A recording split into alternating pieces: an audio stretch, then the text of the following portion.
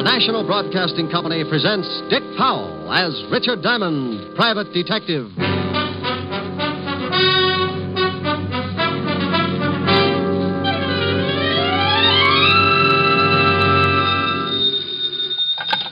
Diamond Detective Agency, a corpse in every plot. Oh, Rick, that's awful. I know, Helen, but my sense of humor's out of gas. Oh, what's the matter?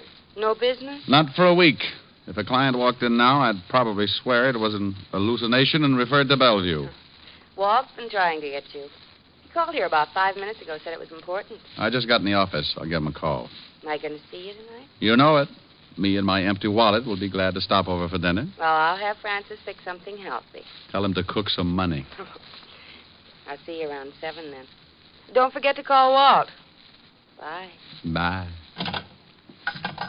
And I wish I was smiling, sure it's flying on in May. Lieutenant Levinson, homicide. Oh, you want to talk to me, Fatty? Rick? How many people call you Fatty? Where the devil have you been? I called you at your apartment all morning. Helen just told me I slept late. Well, why didn't you answer your phone? Rent was due. Could have been a trap. Can you come down here? Well, if it's important, I can come down. But if a potential client gives up because he can't find me, I may have a crying jag all over your office. I'll stock up on hankies. I wouldn't ask you, Rick, but it is important, very. Well, don't sound like the last course of Gloomy Sunday. I'll be there. Relax. I knew Walt was on the level because every time he thought something was important, he came on in a higher register and began to sound like a harp. Well, I closed the office, set the bear trap in front of the door in case of a client, and left a box lunch. I might be gone for a good while this time, and if I caught something, there was no sense in letting it starve. The 5th Precinct was 20 blocks away, so being a practical man who always regards that lonely feeling in his pocket as the sure makings of a pedestrian, I insulted a few well-meaning cab drivers, and 30 minutes later, I limped into the squad room of the 5th Precinct Police Station. Yes? Is there something I can do for you? In my business, you have to be conditioned to anything. Nothing should surprise you. But in my business, like any other, there's always a first time for everything. And it looked like this was it. For over a year, I had been walking leisurely into the squad room of the 5th Precinct and smiling inside when I spotted a cop with a battering ram for a head and landing barges for feet. He was always the best straight man I'd ever run across, and his name was Sergeant Otis Loveloon. But this day, dear old Otis was not to be found.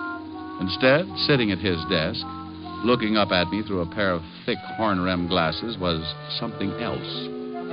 It pulled out a clean white handkerchief, removed the glasses, clouded them up with a quick breath that filled the room with the essence of sen-sen, and said, Well? Where's Otis? You mean Sergeant Loveloon? He's been transferred. He's been what? Transferred. Who are you? Sergeant Andre Klume. Is there something I can do for you? Andre Klume? Sergeant Andre Klume. Sergeant Andre Klume. Just one moment. Yeah? Where do you think you're going? Look, Sonny, I'm going in to see the lieutenant. You'll have to wait until I find out if he can see you. Oh, he'll see me. He just called me. May I have your name, please? What? Citation. Mr. or Mrs.? Hey, this may not be so bad after all. No? No. We're going to have fun, Andre. Are we? Yes, indeed. Now, call in to the lieutenant and tell him Mr. Diamond is coming in to see him. Yeah? The gentleman you were expecting, Mr. Diamond. He's getting introductions now? Send him in. Yes, sir. The lieutenant will see you, Mr. Diamond. Thank you, Sergeant Klume. And something else, Mr. Diamond. Yes? Sergeant Loveloon warned me about you, and I can assure you right now that I have no intention of becoming the brunt of your obvious crude comedy. Sergeant Klume, I don't think there's much you can do about it. Oh, Walt, I want to go on record right now as saying Don't. that I know. Well, what is that out there? The commissioner says he's one of the most valuable men on the force. But how can you put him in a cop's uniform? It's like dressing Rasputin and a Mother Hubbard. I miss Otis as much as you do, but strictly off the record, Sergeant Clume has relatives. Oh, I thought so. Been scratching all the way in here. Otis moved over to the 11th precinct. Who's he working for now? Lieutenant Crawford. They've had a suicide watch on him all night. What's this Andre Clume supposed to be so good at? He's only been with us for a couple of days. I don't know. Well, if I keep thinking about him, I may have to be dipped in hot tar. You better tell me what you want to see me about. You may not like it, Rick. Oh? This is new? Remember Ralph Baxter? Sure. I sent him up while I was still on the force. Yeah.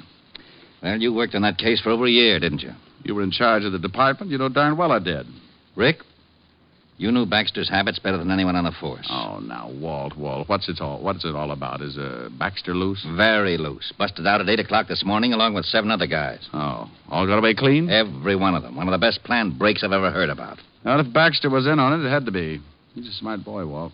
One of the smartest. Yeah, well, the commissioner says we've got to pick him up before he does any damage. Just like that, huh? Just like that. I need someone who knows him so well he might have a chance of nailing him before the trouble breaks loose. And you know Baxter and trouble. How come you're in on this, Walt? Somebody already get killed? Truck driver. Oh. Baxter's an unhappy boy. He kills to make up for it. Really does a fancy job. You want to help me out? You in trouble if they don't nail Baxter in a hurry? The commissioner is relying on me. Okay, then. It's got to be official in case you have to make an arrest. Oh, now, wait a minute. Got to swear you in as a deputy. Look, Rick, we've got to. I don't really care how you bring Baxter in and who gets the credit, but what would the commissioner say if... Yeah, I know. I'm sorry, Walt. Every time I used to put on that badge, a book of rules and regulations went with it. I do it my way or not at all. Now, don't start running your motor. I don't want the credit. The department can have it. Besides, it's 20-1 in any man's book that I'll never even get close to Baxter. Well, you stand more chance than anyone else. Okay, then. You still don't have to worry about the credit. It's 50-1 that the newspapers will read. Private detective found with his head missing. Okay, Rick. Your way. Andre. Yes, Lieutenant? Andre. Yeah, some name. I beg your pardon? Bring in all the information on Baxter and the 7 other men who were in on the break. Yes, sir. Andre Clume. Yeah. Here you are, Lieutenant. You want to look over this stuff, Rick? Yeah. I want to know how the break was pulled off. Maybe if we can get a line on who helped them, we can get it Baxter that way. A truck was used. A Ford pickup that hauled garbage regularly. The large garbage cans were placed on the truck and taken off to a dump. The 7 men in Baxter hid in the cans and were covered up with garbage. Oh. The men in the prison kitchen have all been questioned, but none will admit a thing. Well, thank you, Sergeant. Maybe you can tell us what happened after that, Sergeant. Several miles outside of the prison, the men got out of the cans. One man climbed up into the cab of the truck and ordered the driver to stop. He shot the driver, and the men climbed off the truck, rolled it over a 44-foot hill. 44 feet? 44 feet 9 inches at the first point of impact where the truck went over. The hill, of course, varies at other spots. Of course. 2 cars were waiting for the 8 men. Tire tracks were found and casts made. A report on these casts should be in at any minute. Synchronize your watches, then. Rick. Tell me, Sergeant Clume, have you any idea who might have been driving the 2 cars? No. Turn in your MiGs and your ray gun. You're through. Very amusing. Now, please, Rick, for the sake of my psychiatrist, don't start on Clume like you did on Otis. Might be a woman Clume? driving one of the cars. Oh. Baxter was a known woman hater. You don't say. I suppose the other 7 guys got together with him and formed a club. 4 of the 7 men were known to have had women friends at one time or another, but only 1 woman remained loyal after the men were sent to prison. How do you know that? I remember things. He remembers things. Oh. She visited the prison many times to see Tony Ligeti, one of the escapees. Maybe you can remember the dates? The first time was right after Tony was sent up, November... All right, Sergeant. What's the girl's name and where does she live? Jean Lawrence, 1782 East 12th Street, apartment C. B. Butterfingers. I'll take this list of histories on the 7 guys. You going to check on the girl? Yes, and thank you, Sergeant Andre Clume. You've been a brick. I left Clume polishing his glasses, Walt looking sick. Jean Lawrence did live at 1782 East 12th, apartment B. So I looked up the landlady, a nice old reproduction of Whistler's mother with a hangover, Mrs. Shook by name. She was a little unhappy that I'd bothered her, but I finally sold her on the idea that she could shave any time, and aided by my best smile and the promise of a fast 5th, I finally got her to open the door to apartment B. There you are, lover, but I can tell you right now, Jeannie ain't in. Well, what's in this room? Bedroom. She didn't come home all day yesterday or last night. She didn't, huh? You know, I shouldn't be showing you around like this. Except that you look like a real nice fella. And you're thirsty. Oh, go on. You see anyone else hanging around, say, in the last week? Yeah. Come to think of it, about a week ago, some dark fella started coming over to see Jeannie. Used too much hair oil. Greasy type. Think you'd recognize him? You bring me that present, lover boy, and I could recognize a clove of garlic in an onion warehouse. I'd make book on it. May I use the phone? Go right ahead, lover. Oh, by the by, 100 proof, huh? 100 proof. Homicide, Lieutenant Levinson. Walt, this is Rick. I'm up at the girl's apartment. Not here. But the landlady says she can identify some guy who's been hanging around here for the last week. So look up... Hold it a minute, Rick. Something coming over the hot shot. Okay. Oh, bottle and bond, is that right, dear? Oh, lovely, lovely. Lovely. Rick? Yeah? Get that landlady in here, then meet me out at the end of River Street, Pier 14. Something up? Sus came up. Someone didn't want it to. When she hit bottom, the bricks in the sack must have torn it open. What? A dock worker spotted her floating near one of the pier pilings. Jean Lawrence? Yeah. I'll see you over there. Something happened to little Jeannie. I could hear... Found her floating in the river. Oh. Well, if we're going down to the station, can we stop off and get that present? Yeah. Bottled in bond, you promised. I grabbed a cab and took Mother McCrae over to the 5th Precinct, making one stop on the way for the promised present. I turned her over to the desk sergeant and took off for Pier 14 at the end of River Street. When I got there, I spotted the homicide prowl car and Walt standing near the ambulance. On the wooden floor of the pier, covered with a sheet, was the dead body of Jean Lawrence. The coroner had just finished his examination. Well, give me a full report as soon as I get at the lab, Lieutenant. This is a rush, Coroner. It always is. Oh, hello, Rick. Hi, Charlie. Shot twice, then thrown in the drink. Yeah, nice. Anything else? Book of matches in her coat pocket. Probably don't mean a thing. Lieutenant, we just got a report from the precinct. Hello, Diamond. Oh, good afternoon, Clume. You're looking fine. Oh, you'll be kissing each other on the cheek in a minute. What about that report, Sergeant? The landlady Diamond brought in 22 minutes ago has just identified a picture in the morgue as a man who had been visiting Jean Lawrence for the past week. Anyone we know? William Nash, alias William Barnes, alias Bootleg Barnes. Yeah. 5'11", black hair, brown eyes, slight scar. Oh, hold it. What about his record? 9 arrests, 2 convictions, robbery and assault. In the cafe business now at... Red Dot Inn? Yes, sir. Matches you found on the girl, Walt? Yeah, Red Dot Inn. Let's take a run over there.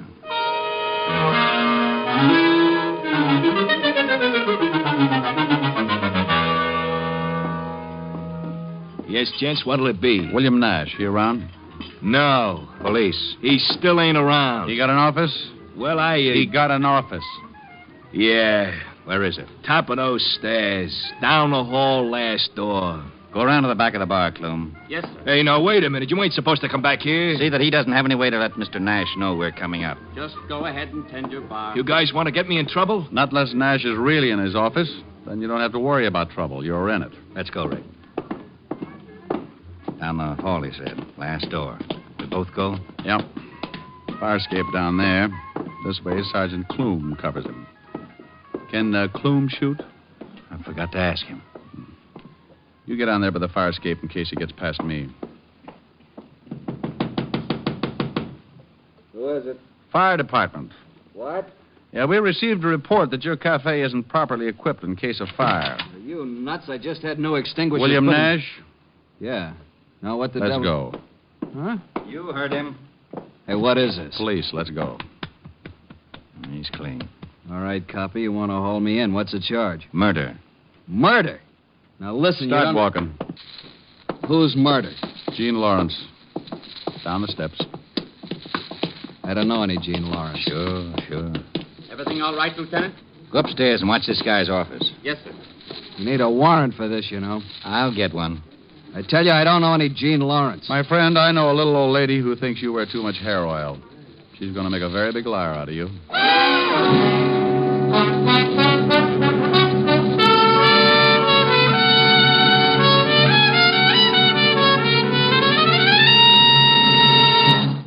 NBC is bringing you Richard Diamond, Private Detective, starring Dick Powell.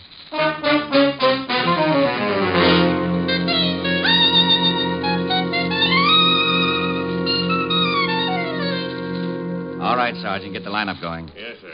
Henry Phipps. Henry Phipps, alias Henry Phipps. I ain't never seen a lineup before, lover. The man you identified earlier from the picture. See if you can pick him out. George Chalmers. No, ain't him. George Chalmers, alias George Lippert, alias Geo the Lip, charged petty theft. Ain't him neither. William Nash. William Nash. That's him. William Barnes. All right, hold him. You sure that's the man who was calling on Gene Lawrence? Yep, that's him. Why don't he use bay rum on his hair? Nash. Yeah? Yes, Lieutenant. Yeah, Lieutenant. You know Mr. Gene Lawrence? I told you I don't, Lieutenant. He sure is a lousy liar. All right, run him off. Step down. Cal Ennis. He killed Jeannie. We don't know. Yes, sir. He sure should use bay rum. Well, Walt and I and a couple of the boys took Nash downstairs and worked on him for about a half an hour before I got tired and decided to see what I could turn up myself.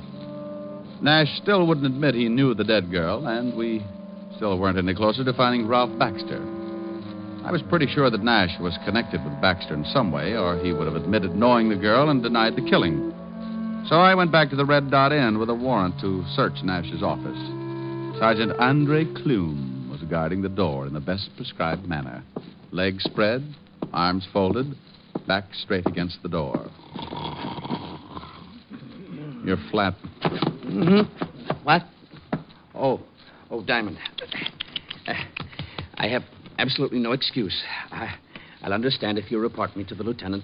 No one could get by, could they? Not without waking me. Then you did what you're told to. You guarded the place. But there is no excuse for falling asleep on duty. Unless you get tired. Now, forget it. I got a warrant here. Let's give this officer going over. And that's exactly what we did. We took the place apart, piece by piece. And I have to go on record by saying that Clume really knew his business. He didn't miss a thing. This might be important, Diamond. What is it? Bills to William Nash from the garage. Let me see. Nick's Garage, 13th Street. 1,000-mile service on both cars, $14.90. Parking space rental on both cars, $25. 2 cars. May not mean a thing. I'll check it anyway. 2 cars were used in the escape, Diamond. Now, don't get excited. You stay here. I'll call you from the garage. I left Clume and went over to Nick's Garage, looked up the owner, and he showed me the 2 cars, both sedans. 48 Chrysler and a new Hudson. Nick told me that both cars had been taken out the night before and returned early that morning. He said that Nash had driven one and the girl the other. So I put in a call to the Red Dot Inn and Sergeant Clume. Yes, the lab has 2 good casts of the tire prints. Well, put in a call to the lieutenant and tell him to get right down here with him. I hope you'll forgive me being a little premature, but... You already told him to come down. Yes. Tell me, Sergeant, you don't know anything about the 5th at Hialeah, do you? One by Step Up in One and... Goodbye, Sergeant.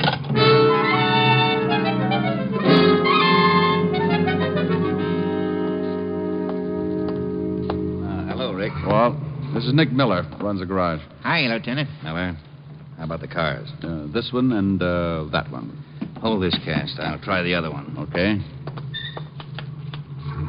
Fit? No. Those tread prints on that can supposed to fit the treads on one of these cars? We hope so. How about that one, Walt? Like a glove. Try your cast on that car.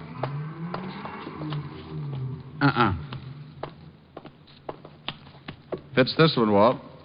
Rick, both of the cars were used in the getaway. What happens now? Go back to headquarters and tell Nash we got him dead to rights. We'll sweat him till he cracks. I got a better idea. Turn him loose. What? Nash knows that it's only a matter of time until we turn up his evidence anyway. And he knows something else. He knows Ralph Baxter. He knows if he spills anything, Baxter will kill him sure. But we'll promise him protection. Against Baxter? Baxter'd get him if it took 10 years. Not if we get Baxter first. Nash probably knows where he's hiding out. Walt, even if Nash knows where Baxter is, he'll be a long time telling you. In the meantime, Baxter can cause a lot of trouble. All right, so I let Nash go. So what? Get a hold of the newspapers. Tell them to run a story that you've picked up Nash for questioning in the prison break, but that you had to release him because of insufficient evidence. You think Baxter will go after him? Well, he'd at least send some of his boys. I think the girl was knocked off because she got out of line. You can bet that Baxter won't want Nash around for a witness. Okay. Gee, you're kind of making Mr. Nash a sitting duck, ain't you? Oh, I guess you'd say that, Mr. Miller. Now, why don't you come on down to the station with us and answer a few routine questions? Oh, hey, I don't know nothing about this. That's what Mr. Nash said, but you can see what a liar he turned out to be.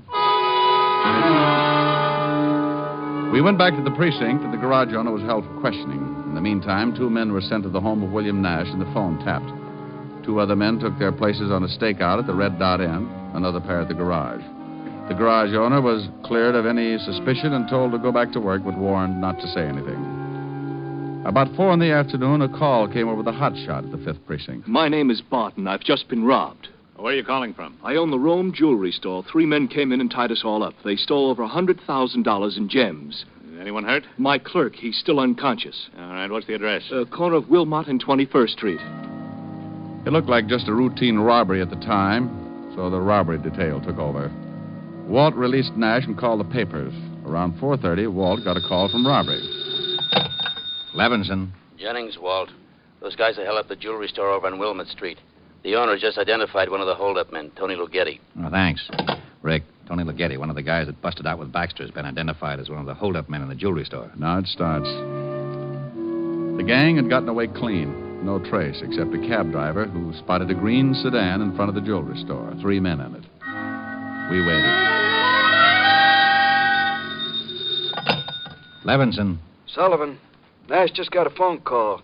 Man said he wanted to see him for the payoff. Said to meet him at the place. Nash left the house. Fisher's tailing him. Right. Nash just left the house. Got a call. Let's go. We piled into the squad car and headed across town in the direction of Nash's house. A newsboy on the corner yelled the planted news of Nash's arrest, and the car radio told us what Nash was doing. Suspect just went into garage. We're parked across the street. Instructions. I'm about 2 blocks away. If he gets in his car, let me know. He's coming out, turning north on Chestnut. See him? There he is, Walt. We've got him, Jennings. We'll tail him. We followed Nash until he hit the outskirts of town. We drove for another good half hour, then pulled into a roadside eating place with a motel off to the left. This looks like it. Yeah. Drive past. We'll swing back. Nash is going into the diner. We'll walk up. Attention, all units. I'm at a roadside diner. The stop-a-while motel near it. Suspect just went into diner. All units proceed with caution. A whole bunch might be in that motel. Mm-hmm. Hope the boys get here before things start popping. You said it. We can't go in. Hey, there's Nash at the counter. See anyone else? Not from here. Let's walk over to the other side. Hey, Walt. What? Over there by the gas pump. Green sedan. Think it might be the robbery car? Nobody in it. Look, 2 guys coming out of the restroom. Yeah. And one of them, Tony Lughetti. Baxter's boys. I got a hunch Baxter's around. I got Tony's going in the diner. He's going in to pick up Nash. Probably going to take him for a ride. Let's take this guy before Lughetti comes out. He hears us. He's turning around. Police. He's going for a gun. You knocked him cold. Nice tackle, Rick. Vassar, 28. Here's his gun. I'll dump him in the car. Here come some of the boys. I'll wave them off. You get in the back of the car. Okay, I'll get in with you. I wonder where Baxter is. Can you look out that back window without being seen? Yeah. 2 more prowl cars pulled up. If the boys in the diner don't spot him. Nothing yet? No. Hey, here they come. Lughetti and Nash? Yeah, holy cow, the whole bunch. Is Baxter with them? Yeah, and 1, 2, 5 others. They've spotted the cars. They're headed for this car. You go out that side, I'll go out this. You're boxed up, Baxter. Look out, Rick! 2 of them down. Baxter's heading around back. Rick, don't go after him alone, you crazy... Now he tells me. Stop, Baxter! You get him, Rick? Yeah, but just barely. That was my last shot.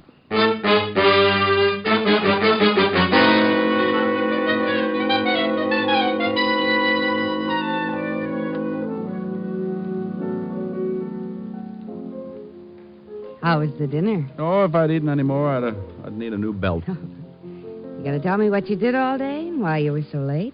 Went for a long walk in the park. Oh, that's what I love about you. Gone all day. Come in smelling like a shooting gallery until you tell me you went for a walk in the park. Oh, no. I'll get it. Yes? Oh, Rick, you going to give me a routine, or do you want to hear about Baxter? Oh, Harold Appleknocker's tired. Let's have it. Well, Giddy's dying in the hospital. 2 of the other boys died on the way. The guy you tackled is singing all over the place, and Baxter will have a quiet funeral tomorrow. The others we got locked up. Your boy's all right? One of them got it in the leg. Otherwise, okay. You were right about the girl. Baxter killed her because he was afraid she'd talk. Seems she had a beef and walked out. Baxter got worried. Nash was to get his tonight, just like you figured. Okay, Walt, thanks. I'll talk to you tomorrow. And thanks, Rick. Sure. Well, Well, wanting to know if his boys were all right. Now, Rick, you've been doing something exciting, and I want to know about it. honest, baby, the park's very dull in the afternoon. Want to go stir up some action in it now? Good mood. Rick, why do you lie to me? Oh. All right, come on. Oh, wait. We're forgetting something. I got to sing a song first. Oh, Rick, now that you brought it up, I want to go to the park. Well, this will only take a few seconds. You just pucker up and hold. Well, look who's here. I haven't seen you in many a year. If I knew you were coming, I'd have baked a cake, baked a cake. Baked a cake. If I knew you were coming, I'd have baked a cake. How'd you do? Had you dropped me a letter, I'd have hired a band, grandest band in the land. Had you dropped me a letter, I'd have hired a band and spread the welcome mat for you. Now I don't know where you came from, 'cause I don't know where you've been. But it really doesn't matter. Grab a chair and fill your platter and dig right in. If I knew you were coming, I'd have baked a cake, hired a band. Goodness sake, if I knew you were coming, I'd have baked a cake. How'd you do? Now I don't know where you came from, 'cause I don't know where you've been. But it really doesn't matter. Grab a chair and fill your platter and dig right in. If I knew you were coming, I'd have baked a cake, hired a band. Goodness sake, if I knew you were coming, I'd have baked a cake. How'd you do? Oh, how'd you do? How do you do? Miles, still puckered? Mm-hmm. Think you can hold it till we get to the park? Now, you see, if you're patient, I always make it up to you.